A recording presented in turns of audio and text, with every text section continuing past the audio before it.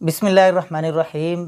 ناظرین اکرام، السلام علیکم ورحمۃ اللہ وبرکاتہ۔ محمد عبداللہ آج ایک نئے مہمان کے ساتھ حاضر خدمت ہے، اور جو آج میرے مہمان ہیں وہ مہمان ہی نہیں بلکہ میزبان ہیں میرے۔ میں آج لاہور میں جامع مسجد اور محلہ مولانا روحی رحمۃ اللہ علیہ اندرون بھاٹی گیٹ میں داتا حضور کے قریب موجود ہوں، اور میرے ساتھ موجود ہیں جناب حافظ رضا الحسن صاحب۔ آپ دارالاسلام جو کہ پچھلے 15 سال سے کام کر رہا ہے پاکستان میں، وہ اشاعتی ادارہ ہے، اس کے بانی ہیں اور مؤسس ہیں۔ تو آج ہماری گفتگو ان سے ہوتی ہے۔ تو آپ سب کو رمضان شریف کی خوشیاں مبارک ہوں۔ امید ہے کہ آپ رمضان المبارک کے روزے رکھ رہے ہوں گے، اور باقی آپ کا دن بہت اچھا گزر رہا ہوگا، اور رات تراویح کے مزے بھی لے رہے ہوں گے۔ تو میرے ساتھ ہیں جناب حافظ رضا الحسن صاحب۔ آج ہم ان سے چند ایک باتیں کرتے ہیں۔ جناب حافظ رضا الحسن صاحب، کیا حال ہے جی؟ الحمدللہ خیریت۔ میں چاہوں گا کہ ہمارے سامعین کو آپ اپنا تعارف آپ خود ہی کروائیں کہ آپ کا ادارہ کیا کر رہا ہے، اور آپ کیا کر رہے ہیں، اور آپ کی جو ترتیب ہے اس حوالے سے۔ اور اس کے ساتھ ساتھ میں یہ چاہوں گا، آپ سے ریکویسٹ کرتا ہوں کہ اس مسجد جو کہ ایک تاریخی مسجد ہے، جہاں پر حضرت علامہ محمد اقبال رحمۃ اللہ علیہ جیسی شخصیات بھی آئیں، تو اس مسجد کے حوالے سے بھی آپ ضرور بتائیے گا۔ جی بہت شکریہ، آپ نے موقع دیا مجھے۔ میں دارالاسلام کے نام سے ایک ادارہ چلاتا ہوں، نشر و اشاعت کا یہ ادارہ ہے، اور 2008 میں اس کی بنیاد رکھی تھی۔ اسی مسجد میں جامع مسجد مولانا روحی، جو بہت تاریخی مسجد ہے، قدیم مسجد ہے، اور یہاں مولانا اصغر علی روحی رحمۃ اللہ علیہ وہ واہ واہ واہ، اسلامیہ کالج کے پروفیسر تھے اسلامیات کے، اور بہت لاہور کی نامور شخصیت، اور پنجاب بھر کے علماء میں ان کا ایک بہت بڑا نام تھا۔ وہ یہاں اس مسجد میں رہا کرتے تھے، خطبہ جمعہ دیا کرتے تھے، امامت کرواتے تھے، اور ان کے بیٹے صوفی ضیاء الحق صاحب وہ اس مسجد میں ہوتے تھے۔ وہ بھی بہت بڑا نام ہے عربی ادب کا۔ تو میرے والد صاحب جو ہے وہ یہاں پہ 33 سال یہاں رہے، اور مجموعی طور پہ ہمیں 40 سال جو ہے وہ اس مسجد میں ہو گئے، اور یہ مسجد جو ہے یہ کوئی 100 سال کے قریب جو ہے یہ تعمیر ہے، قدیم مسجد ہے جی۔ تو یہاں پیدائش ہماری میری ہے، اور ادھر ہی اس ادارے کی شروعات ہوئی، اور پہلی کتاب المبین 2008 میں وہ شائع کی، عربی زبان کی فصاحت و بلاغت کے حوالے سے وہ کتاب تھی، تو تاریخی کتاب۔ تو اس سے یہ شروع ہوا سلسلہ، اور یہاں نشر و اشاعت کے حوالے سے اور کچھ 100 کے قریب کتابیں ان 15 سالوں میں شائع کی ہم نے۔ ماشاءاللہ، مطلب کہ آپ 100 کتابیں تقریباً شائع کر چکے ہیں۔ جی الحمدللہ۔ آپ مبارکباد کے مستحق ہیں کہ آپ نے اس جو کہ کتاب سے دوری کا دور ہے اس میں بھی آپ نے 100 کتابیں شائع کی ہیں۔ ماشاءاللہ جی، بہت خوب بہت خوب۔ اور جہاں تک اس مسجد کا تعلق ہے، یہاں میاں شیر محمد شرک پوری رحمۃ اللہ علیہ وہ بھی اس مسجد میں آیا کرتے تھے۔ اچھا اور علامہ اقبال بھاٹی ہمارا مرکز رہا ہے علم و ادب کا، جی جی، اور علمی ادبی شخصیات بھاٹی کو لاہور کا چیلسی کہتے ہیں۔ تو چیلسی جو ہے یہ لندن میں ایک محلے کا نام ہے، وہاں آرٹسٹ اور پروفیسرز اور پڑھے لکھے لوگ وہاں رہتے تھے۔ تو لاہور جو ہے اس کو لاہور علم و ادب کا مرکز رہا ہے، تو لاہور کا چیلسی جو ہے وہ بھاٹی کو کہا جاتا ہے۔ لاہور علم و ادب کا مرکز اب بھی ہے؟ اب بھی، ہاں جی بالکل اب بھی ہے۔ تو علامہ اقبال صاحب رحمۃ اللہ علیہ آپ بھی یہیں کہیں رہتے تھے؟ 1901 میں علامہ اقبال لاہور آئے تو بھاٹی دروازے میں ان کا قیام ہوا۔ اچھا۔ اور 1905 تک جو ہے وہ بھاٹی میں ہی مقیم رہے، پھر پڑھنے چلے گئے جو ہے نا باہر۔ تو مولانا روحی اور علامہ اقبال ایک محلے میں رہتے تھے، اور آپس میں ملنا جلنا، ملاقاتیں، یہ سلسلہ رہا۔ پھر علامہ اقبال جو ہے وہ فارسی شاعری میں مولانا روحی سے اصلاح لیتے تھے۔ اچھا، اس کے بھی واقعات موجود ہیں۔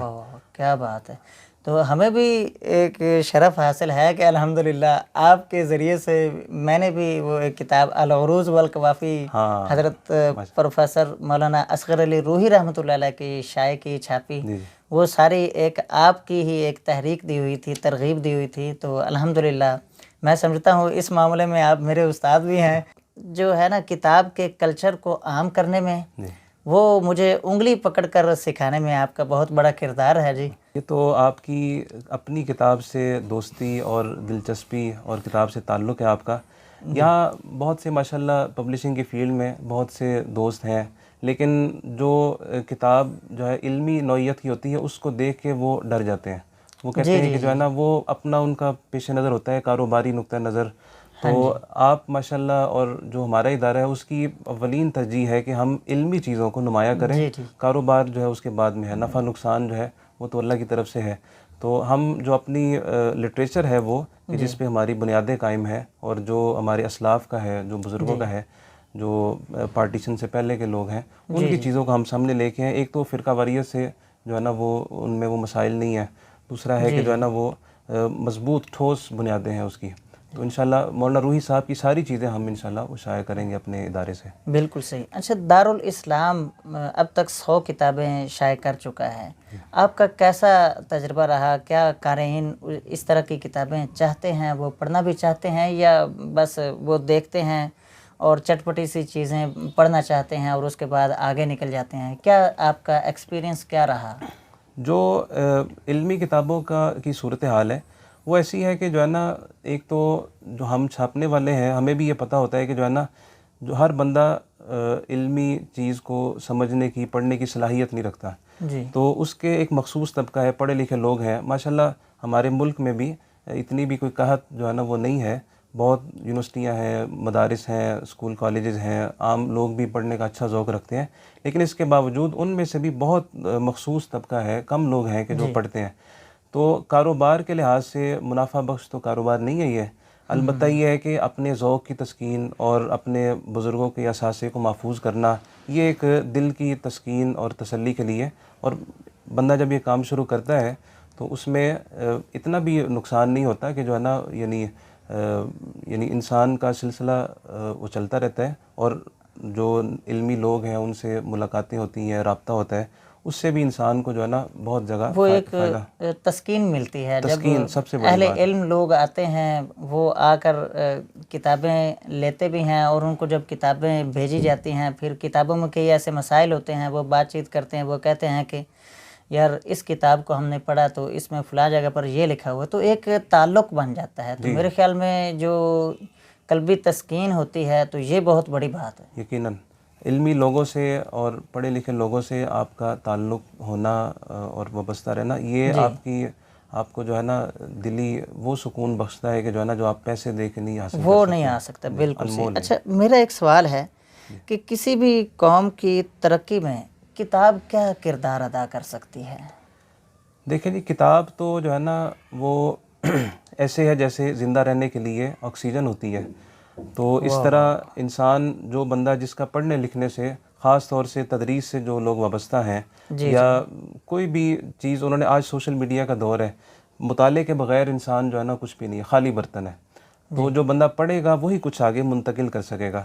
برتن وہی بھرتا ہے کہ جو ذہن آپ کا ایک برتن کی طرح ایک ظرف ہے، اس کو آپ مطالعے سے اس میں اچھے اچھے موضوعات پڑھ کے اس برتن کو بھر سکتے ہیں، اور وہی جب آپ بولیں گے تو پھر آپ کی زبانوں پہ وہی چیز آئے گی. اس کے بغیر میں سمجھتا ہوں کہ جو ہے نا انسان اپاہج ہے اور انسان مردہ ہے، اور کتاب سے تعلق نہ ہو یہ ایک مردہ انسان کی علامت ہے. اچھا، کہا یہ جاتا ہے کہ یہ صدی آخری صدی ہے کتاب سے عشق کی. اس دور میں کتاب کلچر کو کیسے فروغ دیا جائے؟ یہ جو کتاب سے عشق کی آخری صدی جو ہے نا، یہ شاعر نے شاید اپنے بارے میں کہا ہوگا کہ لیکن میرا خیال ہے کہ جو ہے نا کتاب کبھی مر نہیں سکتی. کتاب نہیں مر سکتی. کتاب نہیں مر سکتی. کتاب بھی نہیں مر سکتی اور کتابوں سے محبت کرنے والے بھی نہیں مر سکتے. بالکل وہ ہمیشہ رہیں گے. اور جو کاغذ کی جو خوشبو ہے، جو اس کا لمس ہے، وہ سکرین پہ آپ کو نہیں مل سکتا، وہ موبائل ٹچ میں آپ کو جو ہے نا وہ نہیں میسر آ سکتی. بالکل بالکل صحیح بات ہے. اس میں اضافہ کرتا ہوں، قرآن پاک کتاب کی شکل میں ہے، ذالک الکتاب فرمایا. تو جب تک قرآن موجود ہے میرے خیال میں کتاب بھی زندہ ہے. واہ ماشاءاللہ، بہت اچھا. پبلشرز کتابیں شائع کرتے ہیں تو ان کی کتنی ایک ذمہ داری بن جاتی ہے کہ وہ کس طرح کی کتابیں شائع کریں، اور وہ کس طرح اپنا کردار ادا کر سکتے ہیں کسی بھی معاشرے کو بالغ کرنے میں، کسی بھی معاشرے میں شعور اور آگاہی پیدا کرنے میں، ان کو میچور کرنے میں؟ پبلشر جو ہے وہ قوم کا دانشور ہوتا ہے، اور جس طرح ایک رائٹر وہ بھی دانشور ہوتا ہے قوم کا، اس نے وہ قوم کی زبان ہوتا ہے، لسان العصر، یعنی مختلف شعبوں کے بارے میں، صحافت کے بارے میں، شعراء کے بارے میں مختلف طرح کی چیزیں ہیں. تو پبلشر بھی جو ہے وہ میرے خیال سے وہ اپنے زمانے کی جو ہے وہ نبض جو ہے وہ اس کا نبض شناس ہوتا ہے. بالکل صحیح. تو اس کو پتہ ہوتا ہے کہ میری قوم میں کیا کیا مسائل ہیں، مجھے کیسے موضوعات ان پہ لکھوانے کی ضرورت ہے، اور دانشوروں کو بھی جو ہے لکھاریوں کو وہ راستہ دکھاتا ہے، وہ ان کو بتاتا ہے کہ آپ نے اس موضوع پہ لکھنا ہے. اور بہت سارے لکھاری، بہت سارے نامور لوگ صاحب قلم وہ پبلشروں کی مشاورت سے، ان کی رہنمائی سے وہ قلم کار بنے، اور انہوں نے ایسے ایسے شاہکار لکھے کہ جنہوں نے آگے قوموں کی تقدیریں بدلی. اس کے پاس کوئی بھی بندہ کتاب لے کے آتا ہے تو اس کا یہ کام نہیں کہ اسے بس اٹھا کے پریس کے حوالے کر دے، وہ اس میں اس کے ایک تنقیدی نگاہ ڈالے، اور پھر جو صاحب علم جو نقاد ہیں ان کی خدمت میں پیش کرے، اور اس میں جو نقائص ہیں سب سے پہلے اس سے دور کرنا ضروری ہے. یہ یونیورسٹیوں میں جو مقالات لکھے جا رہے ہیں اس میں یہ ایک طالب علمانہ کوشش ہے. ہم یہ اگر سمجھتے ہیں کہ جو ہے یونیورسٹی میں ایک تھیسس لکھا گیا اور وہ لوہے پہ لکیر ہو گیا، یا وہ کوئی آسمان سے کوئی نازل شدہ چیز ہے، ایسا نہیں ہے. وہ ایک طالب علم کی کوشش ہے، اس کے اوپر کوئی نقاد بیٹھے، کوئی ماہر، کوئی محقق بیٹھے، اس کے اوپر دوبارہ اثر نو تحقیق کرے اور ان چیزوں کی مراجعت کرے، تاکہ اس میں جو نقائص ہیں، جو کمیاں ہیں، اس کو دور کیا جائے، اور پھر اس کو ایک ریویو کر کے اور اس کو ریوائز کر کے پھر اس کو شائع کیا جائے، تاکہ وہ ایک میچور چیز جو ہے وہ سامنے آئے. اس قسم کی اور بہت ساری چیزیں ہیں کہ جو پبلشروں کی ذمہ داریاں بنتی ہیں. جس مثال کے طور پہ ایک موضوع جو ہے وہ اس پہ 20 کتابیں موجود ہیں، اسی موضوع کی 2-4 کتابیں اور چھاپنے سے کوئی بھلا نہیں ہوگا قوم کا، بلکہ اسی موضوع پہ اگر آپ مختلف زاویے سے، مختلف پہلوؤں سے اگر آپ کوئی اور چیز چھاپتے ہیں تو اس سے لوگوں کو ایک نیا راستہ ملے گا، نئی ان کو جہت ملے گی. یا دیگر متروک موضوعات جو ہیں یا جن پر لوگ عام طور پہ نہیں لکھتے، ان پہ چھاپنا جو ہے یہ پبلشر کو اس پہ موٹیویٹ کرنا چاہیے. بالکل آپ صحیح فرما رہے ہیں. اب یہ جس طرح ہر چیز کا ایک موسم ہوتا ہے نا، سیزن آتا ہے، تو ہم دیکھتے ہیں کہ سیزنل کتابیں بہت زیادہ آ جاتی ہیں. رمضان شریف آیا ہے تو اس کی کتابیں دھڑا دھڑ مارکیٹ میں اتنی زیادہ آ جائیں گی، اتنی زیادہ آ جائیں گی. اسی طرح ربیع الاول میں، محرم میں، بلکہ اور بھی جو ہوتے ہیں نا دن، ان ایام میں وہ کتابیں بڑی زیادہ آ جاتی ہیں. تو عام جو ایک قاری ہے، جو ایک کتاب کو پڑھنے والا ہے نا، وہ جب مارکیٹ میں جاتا ہے، کتاب کسی بھی دکان پر جاتا ہے نا کتاب خریدنے کے لیے، تو وہ بھی ایک دفعہ تو ضرور پریشان ہو جاتا ہے. وہ کہتا ہے کہ اب میں کیا خریدوں، کیونکہ اس کے سامنے رکھی بھی وہی جاتی ہیں، وہی کتابیں رکھی جاتی ہیں.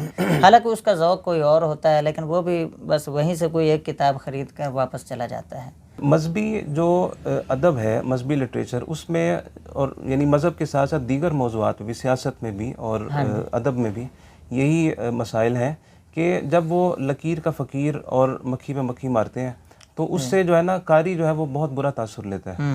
اگر ایک موضوع پہ مختلف طرح کی کتابیں ہیں لیکن ہر کتاب میں مختلف مواد ہے، کوئی نئی تحقیقات ہیں، تو اس کا یقیناً لوگ دلچسپی سے خالی نہیں ہوگا وہ، اور لوگ بھی مایوس نہیں ہوں گے.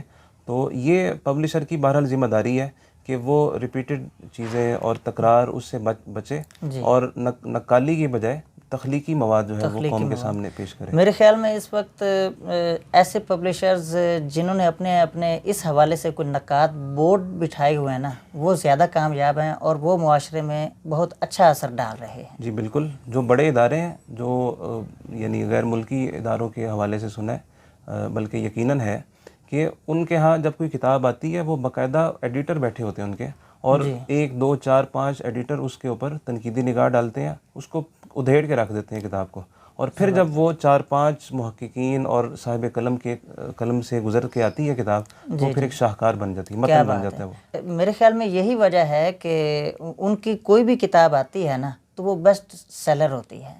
لیکن ہمارے ہاں وہ ایک مصنف لکھنے کے بعد اور ایک پبلشر کتاب کو چھاپنے کے بعد پریشان ہوتا ہے. اس کی شاید میرے خیال میں یہی وجہ ہے کہ وہ کتاب اسی طرح پڑی رہتی ہے اور پھر وہ پریشان ہوتے ہیں، ان کی کتاب نہیں نکل رہی ہوتی، کہ ان کے ہاں صحیح طور پر کوئی نقاد نہیں ہوتا یا کوئی ایڈیٹر اچھا نہیں ہوتا جو اس کتاب پر اچھی تنقید کر سکے یا اسے پرکھ سکے. یہ آپ نے بالکل درست وجہ ارشاد فرمائی ہے کہ ہمارے ہاں جو ہے وہ پبلشر کا سب سے بڑا مسئلہ یہ ہے کہ وہ چاہتا ہے کہ میں خود ہی سارا کچھ لپیٹ کے جو ہے نا خود ہی میں اپنی جیب میں ڈال لوں, لکھنے والے کو کچھ نہ دینا پڑے, اور جو درمیان میں جتنے لوگ ہیں کام کرنے والے ان کو نہ, اگر ایسی سوچ ہے تو پھر اچھا لٹریچر نہیں شائع کیا جا سکتا. اگر ریئلٹی پیش نظر ہے, کاروبار ہی سارا کا سارا پیش نظر ہے, تو اس میں کوئی اچھا آپ شاہکار نہیں پیش کر سکتے.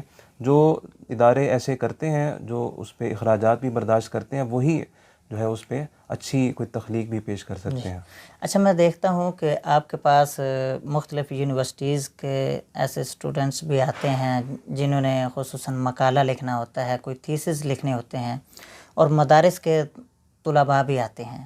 یعنی کہ آپ کے پاس ورائٹی لوگ آتے ہیں, مختلف مدارس کے بچے بھی آتے ہیں, یونیورسٹیز کے کالجز کے بھی آتے ہیں. آپ کا ایک اپنا ایک حلقہ احباب بھی ہے, اور اس میں مختلف ادیب بھی ہیں اور مختلف قسم کے لوگ ہیں, صحافی بھی ہیں. تو ایک سوال میرا آپ سے ہے کہ کیا وجہ ہے کہ مدارس کے اور کالج اور یونیورسٹیز کے جو طلباء ہیں یہ آپس میں ایک ٹیبل پر نہیں بیٹھ سکتے اور ان کے مابین بہت زیادہ گیپ پایا جاتا ہے؟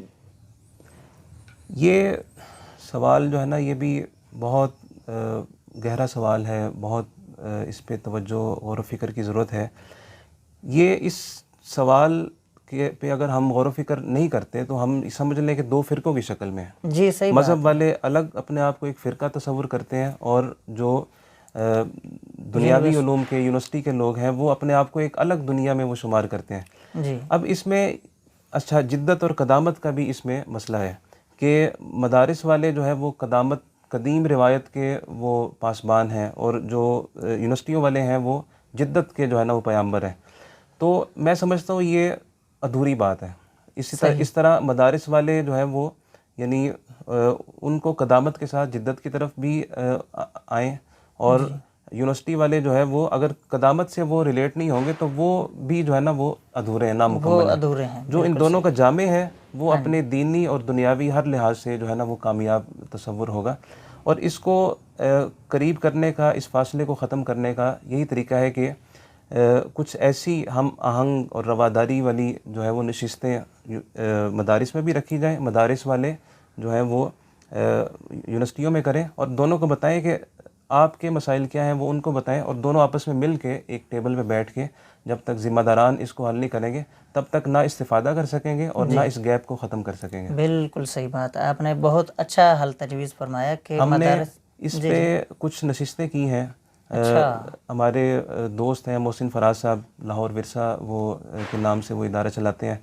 ہم ان کے ساتھ, وہ تاریخ کے ہسٹورین ہیں وہ, اور ہم مدارس میں جا کے نشستیں کرتے ہیں. اہل مدارس کو ہم تاریخ کی اہمیت اور اس حوالے سے چیزیں بتاتے ہیں, اور ان کے ساتھ مل کے اسکولوں کالجوں میں بھی جا کے ان کو دینی علوم کی اہمیت اور دین کے حوالے سے ان کو چیزیں بتاتے ہیں. اس سے دونوں طبقات جو ہیں وہ قریب ہو رہے ہیں اور اجنبیت ختم ہوتی جا رہی ہے. بہت خوب, بہت خوب. یہ تو بہت بڑا کام ہے. ہمارے نوجوان آپ کو سن رہے ہیں, تو کتاب کے حوالے سے یا کوئی بھی آپ پیغام دینا چاہیں تو.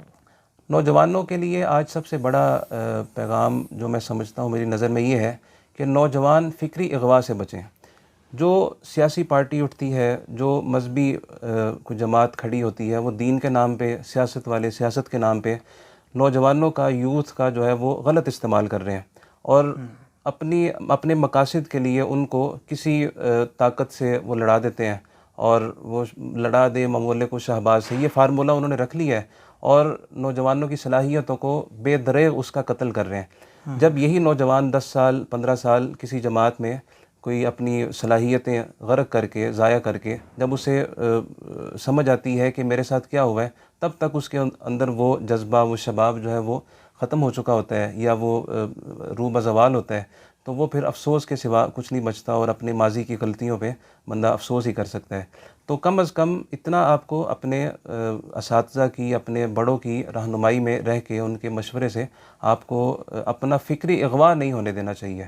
تاکہ کوئی آپ کا غلط استعمال نہ کر سکے. اتنی کتابیں پڑھی ہیں جی، میں تو آج آیا آپ کے پاس، ادھر بھی کتابیں ہیں، میرے ساری طرف کتابیں پڑھی ہیں. تو کوئی ایک کتاب نوجوانوں کو بھی بتا دیں، یا کوئی ایسی کتاب یا ایک دو جو آپ نے شائع کی ہوں، یا ویسے کوئی بھی کتاب. کچھ کتابیں لگی ہیں ہمارے ادارے کی، دارالاسلام کی. جی جی. تو یہ ایک کتاب آپ کے سامنے جو ہے، میں المبین. المبین اس کا کچھ تھوڑا سا تعارف رکھنا چاہتا ہوں. یہ سید سلیمان اشرف بہاری رحمۃ اللہ علیہ کی کتاب ہے، جو علی گڑھ یونیورسٹی میں شعبہ علوم اسلامیہ کے صدر تھے. جی. اور پاکستان بنانے میں جو تحریکیں، جو کتابیں لکھی گئیں اس وقت، اور جو علی گڑھ کے لوگوں کا کردار ہے، اس میں سید صاحب کا بہت بڑا کردار ہے. ان کی 3 سے 4 کتابیں نظریہ پاکستان کو پروموٹ کرتی ہیں. اچھا جی. المبین جو کتاب ہے یہ 1929 میں پہلی بار شائع ہوئی تھی. صحیح. تو اس کو میں نے الحمدللہ 80 سال بعد 2008 میں اپنے ادارے سے شائع کیا، اور یہ دارالاسلام کی پہلی اشاعتی کتاب ہے. ماشاءاللہ جی. اس کتاب میں علامہ اقبال نے اس کتاب کے بارے میں یہ کہا، پیچھے ان کی رائے موجود ہے. جب حضرت نے کتاب لکھی تو علامہ اقبال نے کتاب دیکھی اور حیران ہو کے کہا کہ مولانا، عربی زبان کے بارے میں آپ نے ایسی ایسی چیزیں بیان کی ہیں کہ میرا ذہن بھی کبھی منتقل نہیں ہوا تھا ان کی طرف. اور پروفیسر براؤن جو تھے، بہت بڑے اسکالر تھے، انہوں نے کہا کہ مولانا نے عربی میں کتاب لکھی، کاش یہ کتاب انگریزی یا عربی میں لکھتے تو اس کی جو ہے نا وہ بہت زیادہ وسعت ہوتی. اور تو یہ اس طرح کی تاریخی کتابیں ہم جو ہے وہ چھاپتے ہیں، ماشاءاللہ، جس سے ہمیں پتہ چلے کہ جو ہمارا ہندوستان ہے، جو یہاں کی تہذیب ہے، وہ کنگلی تہذیب نہیں ہے، کنگال نہیں ہے. اس میں بہت زیادہ علم و ادب کا اور بہت روایت رہی ہے، اور بہت بڑے بڑے علماء فضلاء پیدا ہوئے ہیں. ابھی تو ہمارے پاس جو خیر آبادی جو مکتب ہے، اس کے ایسی ایک روایت ہے کہ دنیا پوری تاریخ میں اس جیسی جو ہے کم روایتیں موجود ہیں. جیسے درس نظامی کی روایت یہاں سے شروع ہوئی، اور ہندوستان کی یہ خالص جو ہے وہ نصاب اس کا سارا یہاں سے شروع ہوا. اور خیر آبادی ہے، فرنگی محلی علماء بھی وہی درس نظامی والے تسلسل ہے اس کا.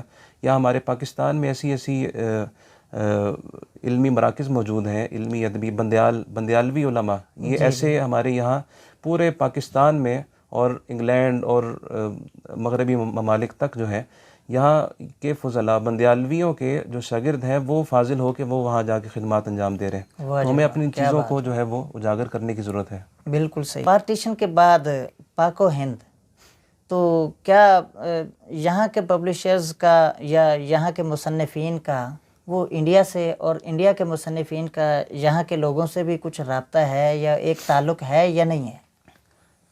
یہ چیز پہلے بھی جب سوشل میڈیا نہیں تھا اس وقت بھی یہ چیز تھی. ڈاک کے ذریعے بہت زیادہ کتابیں آتی جاتی تھیں. یہاں کی کتابیں انڈیا جاتی تھیں، انڈیا کی کتابیں یہاں آتی تھیں. صحیح. اور وہی بات جو میں نے پہلے عرض کی کہ جو ہے نا پبلشروں کے لیے یہ مرغوب چیز ہے کہ جو ہے نا ہمیں رائلٹی کے بغیر جو ہے نا کوئی چیز مل جائے. وہ جو بھی مطلب ردی کتاب مل جائے وہ چھپ جاتی تھی. صحیح. یہ بات مصنفین کے لیے تو بڑی حوصلہ افزا ہوتی تھی کہ انڈیا میں بیٹھا ہوا ایک پبلشر، اس کی کتاب پاکستان میں چھپ رہی ہے، اور پاکستان میں بیٹھا ہوا جو مصنف ہے اس کی کتاب انڈیا میں چھپ رہی ہے، تو اس کے لیے اعزاز کی بات ہے. لیکن اس سے ایک بہت بڑا کچھ مسائل پیدا ہوئے. اس سوال پہ میں ان دنوں میں غور کرتا رہوں، میں چاہتا تھا اس پہ لکھوں. تو اس سے جو خرابیاں پیدا ہو رہی ہیں وہ یہ ہے کہ ایک تو جو مصنف ہے اس کو کچھ اس کے ہاتھ نہیں آتا. پہلے پھر بھی کچھ لحاظ تھا کہ جو ہے نا جب کوئی مصنف، میں پاکستان کا بتا رہا ہوں کہ پاکستان میں جب کوئی انڈیا سے مصنف آتے تھے، کسی ادارے نے ان کی کتاب شائع کی ہوتی تھی، تو مجھے پبلشر نے بتایا کہ جب کوئی مصنف آتے تھے پاکستان میں تو ہم ان کو اس کی رائلٹی پے کرتے تھے. صحیح. بالکل. اب تو آج ایسی مثالیں بھی موجود ہیں کہ کوئی اگر مصنف خود بنفس نفیس آ جائے تو پبلشر جو ہے اس کو جان چھڑانا آسان ہوتا ہے. وہ مطلب وہ ایسے بے دید والا آگے معاملہ ہوتا ہے کہ وہ مصنف بھی ہکا بکا رہ جاتا ہے، میرے ساتھ کیا ہو گیا. تو یہ ایک زیادتی ہے، اور صراحتاً ایسا نہیں ہونا چاہیے. مصنف کی آنر ہونی چاہیے، اس کا حق بنتا ہے، وہ دنیا کے جس بھی کونے میں موجود ہے اس کو اس کا حق ملنا چاہیے. بالکل. دوسری چیز یہ ہے کہ ہر کتاب، ہر مصنف اپنے معاشرے کا، اپنے ماحول کا وہ نمائندہ ہوتا ہے، اس کی تصویر ہوتا ہے. انڈیا میں جو لوگ کتابیں لکھتے ہیں وہ یہاں پاکستان میں چھپتی ہیں. وہاں کے سیاسی مسائل، وہاں کے مذہبی، ادبی، ہر طرح کے جو مسائل ہیں وہ ان کی کتابوں میں موجود ہوتے ہیں. ایک تو یہ ہے کہ میرے پاس ایسی بھی مثالیں موجود ہیں، ہم نے کئی کتابیں ایسی چھاپی ہیں کہ انڈین مصنفین پریشان تھے کہ ہماری کتابیں نہیں چھپ رہی یہاں پہ. تو ہم نے انہیں پیشکش کی کہ ہم آپ کی کتابیں پاکستان سے شائع کریں گے. صحیح. پاکستان سے کتاب پہلے چھپ گئی اور انڈیا میں جو ہے وہ بعد میں چھپی کتابیں. تو یہ تو ایک اچھی چیز ہے کہ جو ہے نا ایک مصنف کا حق بنتا ہے کہ اس کی کتاب کو، اس کی محنت کو پیش کیا جائے پوری دنیا کے سامنے. لیکن جو مصنف محنت کرتا ہے اور جو اپنا جگر پگھلاتا ہے اس میں، یہ اس کے ساتھ بڑی ناانصافی ہے کہ آپ اس کی لکھی ہوئی، اس کے قلم سے لکھا ہوا شاہکار اس کو پیش کر کے اس سے خود تو جیب بھر رہے ہیں، لیکن اس سے آپ اس مصنف کو جو ہے نا وہ کچھ بھی نہیں پیش کر رہے. اور پھر یہ ہے کہ جو یہاں کے پاکستان میں جو کتابیں لکھی جاتی ہیں وہ انڈیا میں چھپیں گی تو یہاں کا ماحول، یہاں کی جو تصویر ہے وہ پوری اس میں ہوگی. بعض اوقات بلکہ اکثر اوقات ایسی چیزیں ہوتی ہیں کہ جو علاقائی ہوتی ہیں، ان کا بہت سے مسائل کا انڈیا سے تعلق ہے. وہاں گورنمنٹ کا ڈھانچہ، وہاں کی طرز زندگی، رہن سہن، معاملات، معاشرت، وہ انڈیا کے ساتھ مخصوص ہے. جب وہ یہاں آتے ہیں تو لوگ پھر اس کے مطابق یہاں بدلنے کی کوشش کرتے ہیں، اس سے خرابی پیدا ہوتی ہے. اسی سے بعض فرقہ وارانہ مسائل بھی پیدا ہوتے ہیں. تو اسی طرح یہاں کی جو چیزیں ہیں جب وہاں جاتی ہیں تو وہ لوگ بھی اگر ایسا کریں گے تو ان کے ہاں بھی وہ خرابی پیدا ہوتی ہے. تو ہمیں اپنے معاشرے کے، جو اپنے علاقے کے، اپنے خطے کے جو مصنف ہیں، جو صاحب قلم ہیں، وہ یہاں کے مسائل کو زیادہ سمجھتے ہیں. ہمیں ان کو پروموٹ بھی کرنا چاہیے، ان کی کتابوں کو بھی پروموٹ کرنا چاہیے تاکہ ہم زیادہ ان چیزوں کا بہتر طریقے سے مسائل کا جو ہے وہ حل تلاش کر سکیں. بالکل صحیح. ناظرین اکرام، باذوق اور کتاب دوست لوگوں کے لیے یہ جو ہماری بات چیت تھی یہ بڑی زبردست ثابت ہوئی ہوگی. امید ہے کہ آپ احباب کو اس سے بہت کچھ سیکھنے کو ملا ہوگا. کل ایک انشاءاللہ نئے موضوع کے ساتھ حاضر ہوں گے. مجھے محمد عبداللہ اور جناب حافظ رضا الحسن صاحب کو اجازت دیجیے. اللہ حافظ.